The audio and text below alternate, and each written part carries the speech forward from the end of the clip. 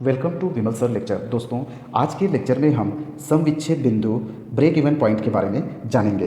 इसमें प्रमुख रूप से दो बातें महत्वपूर्ण है।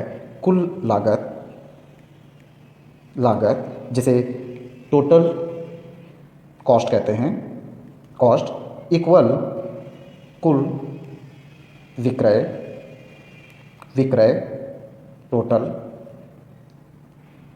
सेल। इसे थ्योरिकल रूप में हम इस प्रकार जान सकते हैं, किसी भी व्यवसाय अथवा उपक्रम का उद्देश्य अपने लाभ में वृद्धि करना होता है और उत्पादन की मात्रा व उत्पादन की लागत से लाभ प्रभावित होता है।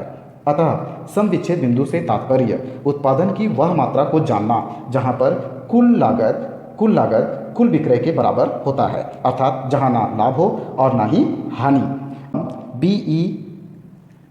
बीईपी उत्पादन के प्रत्येक स्तर पर लाभ, लागत एवं विक्रय मूल्य का निर्धारण कर उनके मध्य संबंध स्थापित करती है। यह तीनों के मध्य संबंध स्थापित करती है। जैसे इसका जो संबंध होता है वो इन तीनों चीज़ों से होता है। पहला आपका कॉस्ट से, दूसरा इसका जो संबंध होता है वो क्वांटिटी से, और तीसरा जो इसका संबंध होता है प्रॉफिट से। कॉस्ट अर्थात लागत, क्वांटिटी मात्रा, प्रॉफिट लाभ। बीईपी सम विच्छेद बिंदु के अंतर्गत इन तीनों चीज़ों के अंतर को इस प्रकार समझा जा सकता है। उसके पूर्व हम कॉस्ट के बारे में जानेंगे। कॉस्ट जो है दो प्रकार के होते हैं। पहला फिक्सेड कॉस्ट, दूसरा जो होता है वो होता है वेरिएबल कॉस्ट। फिक्सेड कॉस्ट को स्थिर लागत कहते हैं, स्थिर लागत, और वेरिएबल कॉस्ट को परिवर्तनशील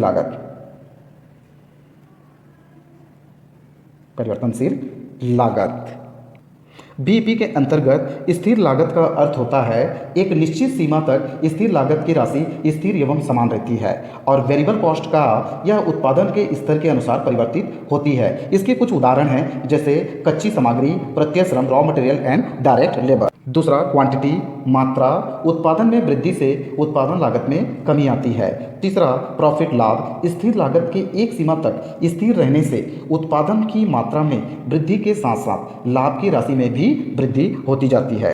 जैसे स्थिर का जो होता है स्थिर एफसी स्थिर होती है, और क्वांटिटी जो होती है उसमें वृद्धि होती है, इंक्रीज होता है। और आपके प्रॉफिट में जैसे क्वांटिटी में वृद्धि होती है उसी प्रकार से प्रॉफिट में भी वृद्धि होती है, इंक्रीज होता है। अर्थात एफसी के फिक्स होने से क्वांटिटी में वृद्धि होती है, इंक्रीज होता है क्वांटिटी, और क्वांटिटी के इंक्रीज होने से उसके साथ साथ प्रॉफिट भी इंक्रीज होता है, प्रॉफिट में भी वृद्धि होती है। हम इनके रिलेशन संबंध को जानेंगे। इनका जो संबंध होता है वो तीन चीज़ों से होता है। पहला, सबसे पहले क्वांटिटी का संबंध। क्वांटिटी का जो संबंध होता है वो कॉस्ट से नेगेटिव का संबंध होता है, नेगेटिव का अर्थात इन दोनों में ऋणात्मक संबंध होता है। इसका कारण उत्पादन की मात्रा में वृद्धि होने से लागत में कमी आती है। उत्पादन की मात्रा क्वांटिटी में वृद्धि होने से कॉस्ट में कमी आती है, इसलिए इन दोनों का जो संबंध है आपस में वो नेगेटिव का है। दूसरा जो है कॉस्ट का रिलेशन प्रॉफिट से है, कॉस्ट का रिलेशन प्रॉफिट से है। प्रॉफिट और कॉस्ट का रिलेशन भी ऋणात्मक है, अर्थात इन दोनों में भी ऋणात्मक संबंध देखने को मिलता है। इसका कारण लागत में कमी होने से लाभ में वृद्धि का होना है। लागत में अगर कमी होती है तो लाभ में वृद्धि होती है, जिस कारण ये दोनों के बीच का संबंध भी नेगेटिव होता है। तीसरा संबंध जो होता है वो क्वांटिटी और प्रॉफिट का होता है। क्वांटिटी और प्रॉफिट का होता है। ये दोनों का जो संबंध है, इन दोनों में धनात्मक संबंध पाया जाता है। इसका कारण उत्पादन की मात्रा में वृद्धि के साथ साथ लाभ में वृद्धि का होना है। क्वांटिटी में वृद्धि होती है, उत्पादन में वृद्धि होती है, तो इसके लाभ में भी वृद्धि होती है, जिस कारण इन दोनों का जो संबंध होता है आपस में वो धनात्मक होता है। आगे हम सम विच्छेद बिंदु की विधि के बारे में जानेंगे। सम विच्छेद बिंदु ब्रेक इवन पॉइंट सम विच्छेद बिंदु की विधि के बारे में जानेंगे। विधि मेथड। ब्रेक इवन पॉइंट के 3 विधियां होती है। सबसे पहला विधि होता है समीकरण विधि। समीकरण विधि जिसे समीकरण विधि को इक्वेशन विधि भी इक्वेशन कहते हैं। Equation method. दूसरा विधि होता है अंशदान विधि को कंट्रीब्यूशन मेथड कहते हैं। तीसरा विधि जो होता है तीसरा विधि सम विच्छेद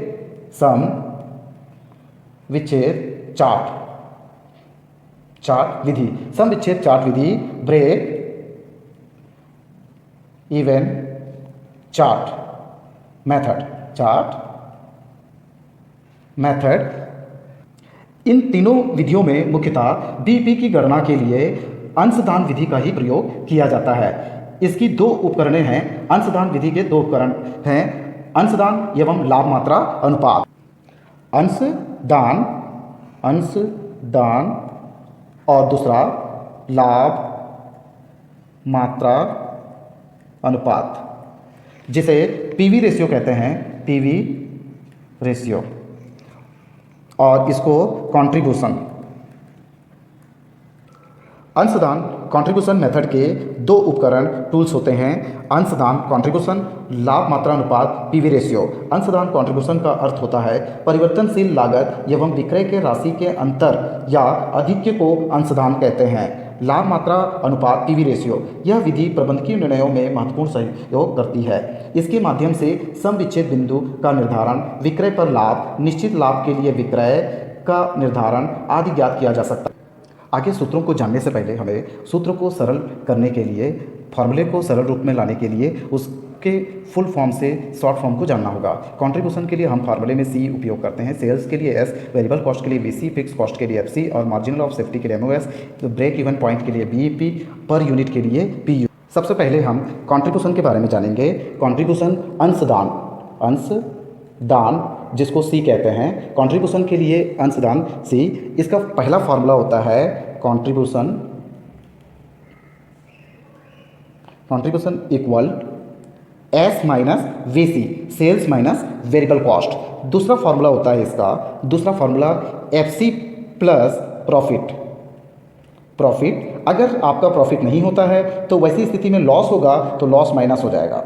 तो इसका फार्मूला हो जाएगा FC plus profit minus loss, fix cost plus profit minus loss. तीसरा फार्मूला इसका है sales into PV ratio, S into PV ratio भी इसे बोल सकते हैं हम लोग। दूसरा है आपका लाभ मात्रा अनुपात, जिसे कहते हैं पीवी रेशियो। इसके लिए 2 प्रकार से इसको ज्ञात किया जा सकता है। पहला हमारा ये रहता है कि जब एक अवधि की सूचनाएं दी हो, जब प्रश्न में एक अवधि की सूचनाएं दी हो तो हम इस टाइप के फॉर्मूले यूज़ करेंगे। सबसे पहला फॉर्मूला होगा PV ratio equal C into 100 divided by S, contribution into 100 divided by sales. ये आपका पहला हुआ। दूसरा हम करेंगे sales minus VC divided by S into 100, VC divided by S into 100। तीसरा फॉर्मूला इसका होगा FC plus profit divided by sales into 100। चौथा फॉर्मूला इसका होगा CPU into 100 divided by SPU, contribution per unit गुणित 100, सेल्स पर यूनिट। पांचवा आपका 1 minus VC ratio. ये 5 फॉर्मूले हैं जिसके आधार पर हम पीवी रेशियो निकाल सकते हैं। पीवी रेशियो जो है प्रतिशत में आता है, परसेंटेज में आता है, इसलिए हम फॉर्मूले में इंटू 100 का उपयोग करेंगे। इसका दूसरा होगा बी, यहाँ से मैं लिखता हूँ बी जब 2 अवधि की बिक्री और लाभ या लागत दी हो। जब दो अवधि की बिक्री और लाभ या लागत दी हो तो हम पीवी रेशियो के लिए पीवी रेशियो का फॉर्मूला यूज़ करते हैं, change in profit divided by change in sales into 100। जब दो अवधि की बिक्री, लाभ या लागत दी हो तो मात्र एक ही फार्मूले का प्रयोग किया जाता है, change in profit divided by change in sales into 100। PV ratio के सूत्र के बाद, फॉर्मूले के बाद अब हम जानेंगे कि पीवी रेशियो जो है, पीवी रेशियो लाभ मात्रा अनुपात के माध्यम से ज्ञात किए जाने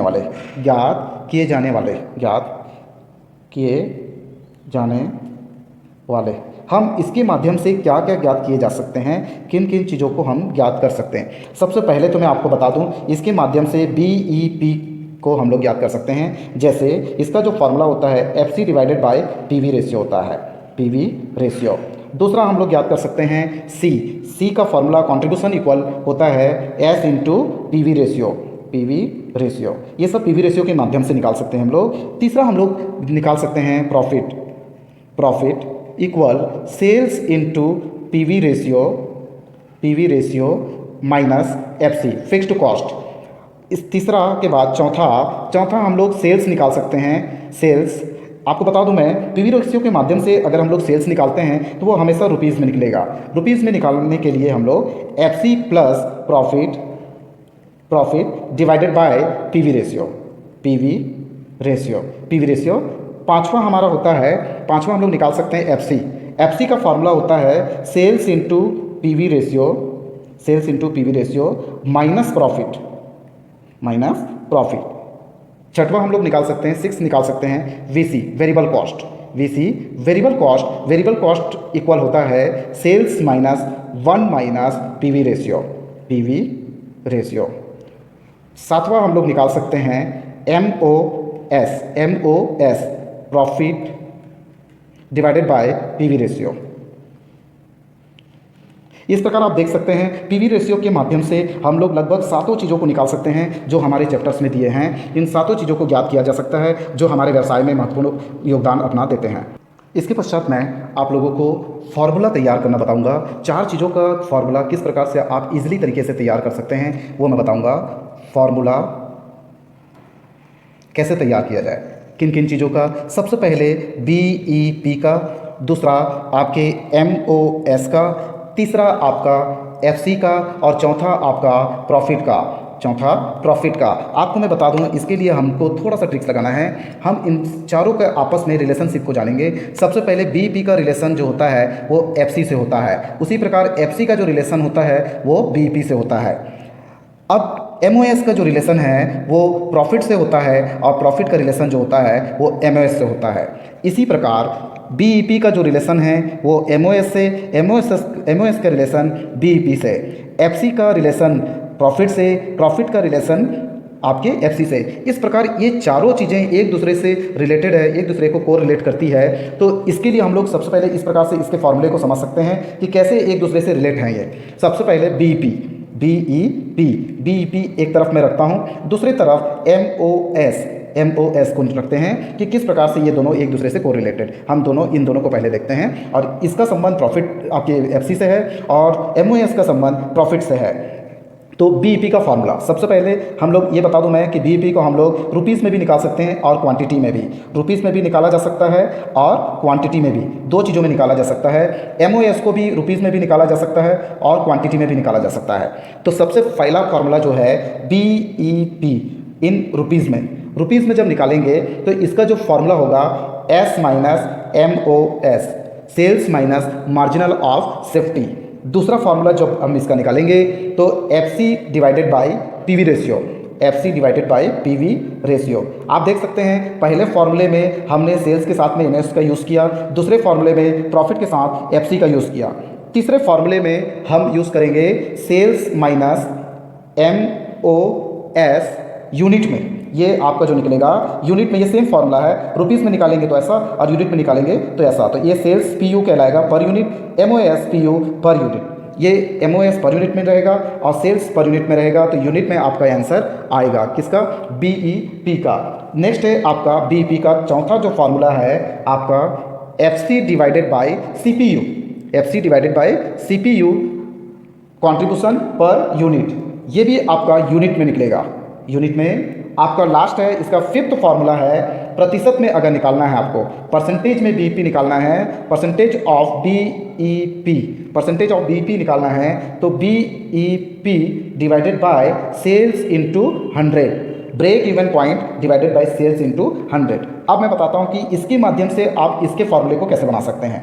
पहला MOS equal sales minus BEP कर दीजिए, BEP ये रुपीज़ में आ रहा है, आंसर जो है इसका रुपीज़ में है। दूसरा आप निकालेंगे तो दूसरे के लिए आप कर सकते हैं FC की जगह पर प्रॉफिट कर दीजिए, क्योंकि इसका रिलेशन जो है वो प्रॉफिट से है, profit divided by PV ratio, PV ratio. तीसरा आप देख सकते हैं यूनिट में निकालना है तो इसका भी यूनिट में आएगा। तो तीसरा जो है यूनिट में निकालने के लिए sales minus BEP break even point, ये PU हो जाएगा पर यूनिट, सेल्स पर यूनिट और ब्रेक इवन पर यूनिट। फिर अगर यूनिट में आप निकालना चाह रहे हैं तो यूनिट में ही एक और फॉर्मूला है आपका, FC की जगह पर आप प्रॉफिट लगा दीजिए, profit divided bye CPU contribution per unit.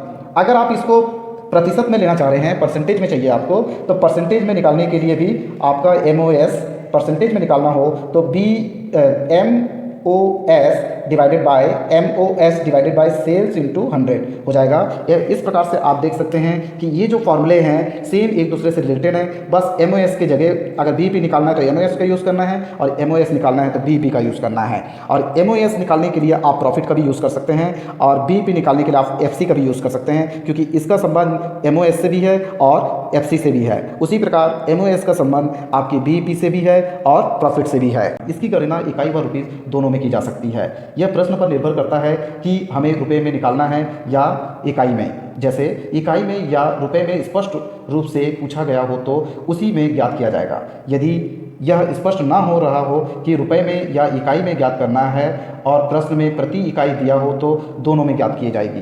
प्रश्न में इकाई न दिया हो तो रुपए में ज्ञात करेंगे और PV रेशियो का प्रयोग कर कर अगर हम BEP निकालते हैं तो वह केवल रुपीज़ में निकलेगा।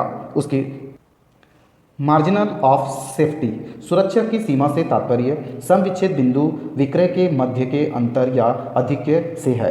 सुरक्षा की सीमा जितना अधिक होगा व्यवसाय में लाभ उतना अधिक होगा, और यदि सुरक्षा की सीमा में कमी होती है तो बिक्री में कमी से व्यवसाय हानि की ओर जा सकता है। अब इसके रिलेशन के आधार पर हम प्रॉफिट की फॉर्मूला देखते हैं। प्रॉफिट और FC का फिक्सेड कॉस्ट जिसे FC कहते हैं हम, ये दोनों के रिलेशन को देखते हैं। इसमें भी सेम हमारा फॉर्मूला उसी टाइप से बनेगा। प्रॉफिट पहले अगर हमने निकालना है तो प्रॉफिट के लिए फार्मूला होगा, पहला है sales minus FC plus VC, sales minus FC plus VC। दूसरा अगर हम लोग उपयोग करें तो sales minus PV ratio minus FC fixed cost. तीसरा marginal of safety into PV ratio. Same फार्मूले को हम फिक्स के लिए भी निकाल सकते हैं। जैसे पहला फिक्स के लिए अगर देखें तो FC इक्वल पहला sales minus VC plus profit. दूसरा sales into PV ratio minus profit. तीसरा BEP गुणित PV रेशियो। चूँकि FC का रिलेशन जो होता है BEP से होता है, जहाँ जहाँ BEP का उपयोग कर सकते हैं वहाँ BEP का करेंगे, और FC का रिलेशन प्रॉफिट से भी होता है, इसलिए जहाँ जहाँ प्रॉफिट लगा सकते हैं वहाँ प्रॉफिट का यूज़ करेंगे। उसी प्रकार प्रॉफिट का FC से होता है तो FC लगाते हैं, और प्रॉफिट का MOS से होता है तो MOS लगाते हैं। इस प्रकार आप देख सकते हैं कि तीनों फार्मूले लगभग एक जैसे हैं। आप अगर किसी 3 फार्मूले को भी याद रखते हैं या 3 फार्मूले के ट्रिक्स को जानते हैं तो आप फार्मूले को ईजिली तरीके से क्रिएट कर सकते हैं। सेल्स के बारे में जानते हैं। सेल्स विक्रय ये सबसे महत्वपूर्ण अंग है इसका। किसी भी व्यवसाय की गति जो है, व्यवसाय जो है लाभ कमा रहा है कि नहीं, ये उसके विक्रय पर निर्भर करता है। विक्रय जो है वो 4 चीज़ों से पर निर्भर है। पहला कंट्रीब्यूशन पर, दूसरा पीवी रेशियो और तीसरा प्रॉफिट और चौथा आपके एफसी। इन 4 चीज़ों के आधार पर विक्रय निर्धारित होती है। इसको निकालने के लिए हम क्या क्या फॉर्मूले का उपयोग कर सकते हैं। तो इसका जो फार्मूला है, इसे निकालने के लिए पहला फार्मूला अगर रुपीज़ में निकाल रहे हैं तो sales equal FC plus profit divided by C into S. FC fixed cost plus profit divided by contribution into sales. दूसरा इसका होगा, दूसरा formula FC plus profit divided by PV ratio. ये हम रुपीज़ में निकाल रहे हैं। तीसरा अगर हमको रुपीज़ में ही निकालना है तो एफसी इंटू सेल्स पर unit divided by contribution per unit minus profit per unit, तब आपका निकल सकता है। और चौथा अगर आप यूनिट में निकालते हैं, यूनिट में निकालना है आपको, यूनिट में निकालने के लिए चौथा आपका FC plus profit divided bye CPU contribution per unit. पांचवा भी आपका यूनिट में ही निकलेगा। अगर यूनिट में ही निकालना है आपको तो एक फार्मूला और है, एफसी फिक्स्ड कॉस्ट बटे सीपीयू से contribution per unit minus profit per unit. इस प्रकार आप देख सकते हैं इसके 5 फार्मूले हैं। इन पांचों फार्मूले के आधार पर आप सेल्स की गणना कर सकते हैं, विक्रय की गणना कर सकते हैं। इन 3 फार्मूलों के आधार पर आप रुपीज़ में निकाल सकते हैं, रुपीज़ में निकाला जा सकता है। और ये इन 4 चीज़ों से मिलकर बना है पूरे फार्मूले। इन चारों का ही प्रयोग किया गया क्योंकि इन चारों पर ही विक्रय निर्भर करता है। विक्रय पूर्णतः इन चारों पर निर्भर करता है, इसलिए इन चारों फार्मूले का प्रयोग करके विक्रय का निर्धारण किया जाता है। इस प्रकार आज के इस अध्ययन के आधार पर महत्वपूर्ण सूत्रों का, फार्मूले का निर्माण कर उपयोग किया जा सकता है। वीडियो अगर अच्छा लगा हो तो लाइक एवं सब्सक्राइब अवश्य करें। Thank you.